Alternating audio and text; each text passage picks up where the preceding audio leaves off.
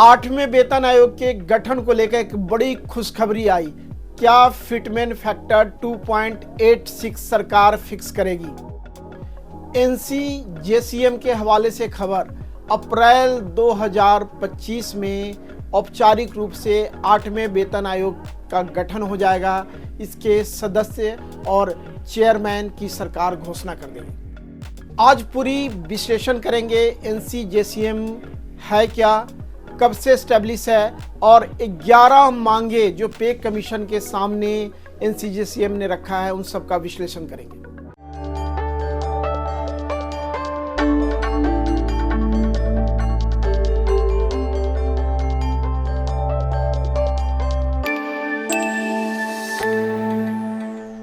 नमस्कार दोस्तों, जय हिंद, जय Bharat.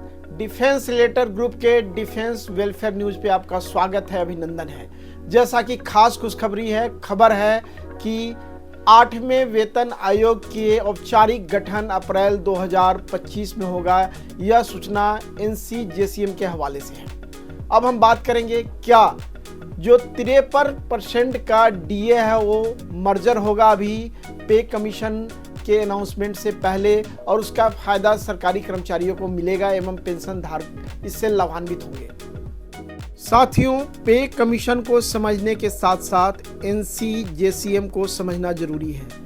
National council joint consultative machinery क्या है?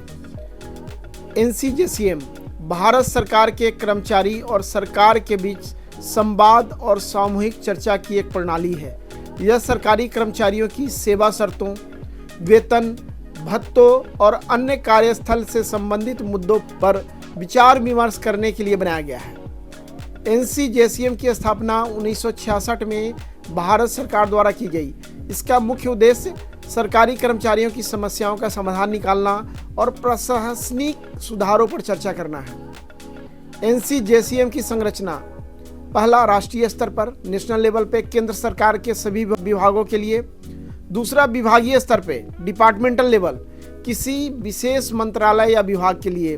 तीसरा, कार्यालय स्तर पर ऑफिस लेवल पर किसी विशेष कार्यालय या संगठन के लिए। साथियों, NCJCM पे चर्चा करना जरूरी था। आपके बहुत सारे कॉल्स आए, बहुत सारे कमेंट्स आए, उसके बाद हमने इस वीडियो को बनाया है। NCJCM में कौन कौन शामिल होते हैं? इसमें सरकार के प्रतिनिधि, कार्मिक, लोक शिकायत और पेंशन मंत्रालय DOPT के अधिकारी, कर्मचारियों के प्रतिनिधि और कर्मचारी संघों और यूनियन के सदस्य एवं अन्य विभागीय कर्मचारी अधिकारी इसमें शामिल होते हैं। NCJCM के अंतर्गत समितियां, राष्ट्रीय परिषद, विभागीय परिषद और स्थानीय परिषद होती है, और NCJCM के माध्यम से केंद्रीय वेतन आयोग की सिफारिशों को लागू करने में उनको मदद की जाती है। कर्मचारियों के महंगाई भत्ते और अन्य भत्तों की समीक्षा की जाती है और पेंशन सुधार एवं अन्य कल्याणकारी योजनाओं पर सरकार को एक सुझाव दिया जाता है और कोशिश की जाती है कि कर्मचारी संघों की मांगों को सरकार तक पहुंचाया जा सके। साथियों, NCJCM के राष्ट्रीय सचिव शिव गोपाल मिश्रा का लेटर है साइंड, जिसमें 11 मांगों को पे कमीशन के संदर्भ में उनके ध्यान में लाने के लिए लिखा गया है। और हम एक उम्मीद करते हैं कि जितने भी कर्मचारी संघ हैं, जितने भी पूर्व सैनिक संगठन हैं, वो अपनी मांगों को हमारे माध्यम से NCJCM तक पहुंचाएं, सरकार तक पहुंचाएं, ताकि पे कमीशन में हमारी मांगों को इनकॉर्पोरेट किया जा सके। अब हम बात करेंगे जो 11 मांग है NCJCM का, जो 8वें वेतन आयोग के गठन के बाद उनकी कमेटी को दिया जाएगा और सरकार को दिया जाएगा। वो NCJCM के द्वारा दिया जा चुका है 10 फरवरी 2025 को। न्यूनतम वेतन एवं फिटमेन फैक्टर, 7वें वेतन आयोग में फिटमेन फैक्टर 2.57 था।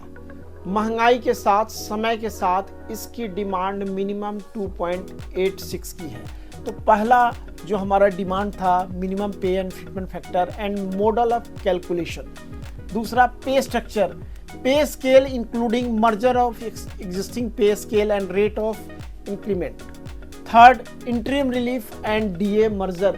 क्या सरकार विचार करेगी कि जो 53% का डीए भी मिल रहा है उसका मर्जर करके जब तक पे कमीशन नहीं आता है तब तक कर्मचारियों को उसका फायदा मिल सके। चौथा फैक्टर है revision of various allowances and demand for any new allowances with justification. पांचवा फैक्टर है justification for grant of children education allowance and hostel subsidy up to graduation level.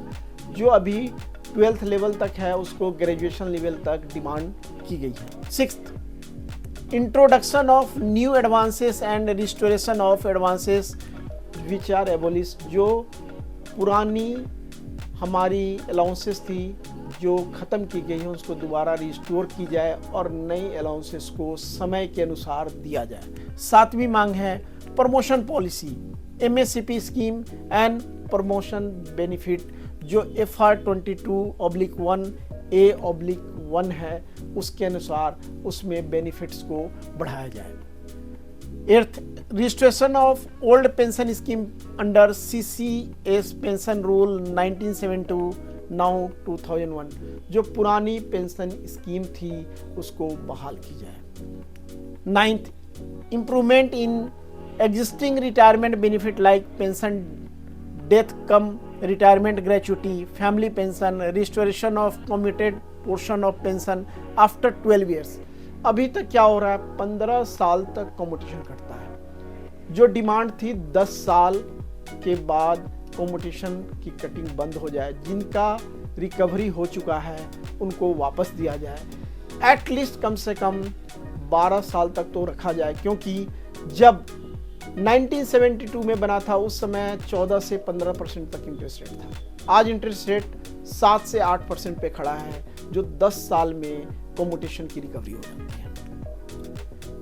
10th, health facility including functioning of CGSH and ECHS। जो पूर्व सैनिकों के लिए विशेषकर ECHS है और जो सरकारी कर्मचारी हैं उनके लिए CGSS है। 11th, any other matter which is common to central government employee and pensioner. साथियों, NCJCM ने 11 पॉइंट सरकार के समक्ष रखा है जो पे कमीशन के गठन के बाद उनको दिया जाएगा। लेकिन हमारी एक मांग है जितने पूर्व सैनिक संगठन हैं वो अपनी मांगों को रखें, विशेषकर इक्वल मिलिट्री सर्विस पे, और बहुत सारी चीज़ें हैं जो हम लास्ट मोमेंट पे उठा के लेके आते हैं। तो पे कमीशन के गठन से पहले उन मांगों को हम सरकार तक रखें, पहुंचाने का माध्यम होगा NCJCM। साथियों, फिटमेंट फैक्टर क्या होना चाहिए, मिनिमम पे क्या होना चाहिए, कौन से अलाउंसेस एबॉलिश्ड हैं जो आपको वापस चाहिए, आपकी 11 फैक्टर के अलावा और क्या डिमांड है, उन सब को आप कमेंट्स के माध्यम से हम तक पहुंचाएं।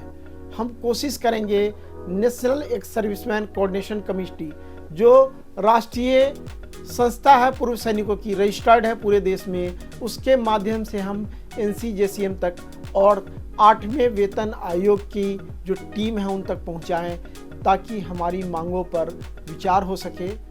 आज का न्यूज़ एनालिसिस कैसा लगा इस पर अपनी विचार जरूर दें। इसको अपने ज़्यादा से ज़्यादा साथियों तक शेयर करें ताकि हमारे पास ज़्यादा से ज़्यादा इनपुट आए और हम उसको आगे फॉरवर्ड कर सकें। एक बार पुनः आपका धन्यवाद और आभार। जय हिंद, जय भारत।